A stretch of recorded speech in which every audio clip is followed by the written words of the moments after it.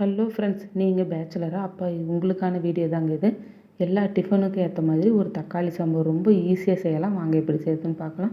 ஒரு பட்டை, ஒரு பிரிஞ்சி இலை, 2 லவங்கம், கொஞ்சமாக அன்னாச்சி பூ சேர்த்து எண்ணெயிலேயே பொரி விட்டுறலாம். பாதி அளவு பெரிய வெங்காயத்தை நீல வாக்கில் கட் பண்ணி அதையும் சேர்த்துக்கலாம். கொஞ்சமாக பெருங்காயம், கருவேப்பிலை சேர்த்து நல்லா வதக்கிடலாம். 1/2 ஸ்பூன் இஞ்சி பூண்டு பேஸ்ட்டு சேர்த்து அதுவும் நல்லா வதங்கினதுக்கப்புறமா 2 தக்காளி பொடிசாக கட் பண்ணி வச்சுருக்கிறேன். தக்காளி ரொம்ப வதங்க வேண்டாங்க. பாதி அளவு வதங்கினதுக்கப்புறமா 1/2 ஸ்பூன் மிளகாத்தூள், மஞ்சள் தூள், 1/2 ஸ்பூன் கரம் மசாலா சேர்த்து நல்லா வதக்கிடலாம். இதுக்கு நடுவுலேயே 2 பத்தை தேங்காய், கொஞ்சமாக பொட்டுக்கடலை, ஒரு தக்காளி, பச்சை மிளகாய், சோம்பு, 20 மிளகு, கருவேப்பிலை சேர்த்து நல்லா பேஸ்ட்டாக அரைச்சி இதுவும் சேர்த்துக்கலாங்க. ரொம்ப தண்ணி ஊற்ற வேணாம். கொஞ்சமாக தண்ணி ஊற்றி உப்பு சேர்த்து 3 விசில் விட்டதுக்கப்புறம் எடுங்க பாருங்கள். அவ்வளோ சூப்பராக இருக்கும். எல்லா டிஃபன், சாதம், இட்லி, பூரி, தோசை எல்லாத்துக்கும் நல்லாயிருக்கும்.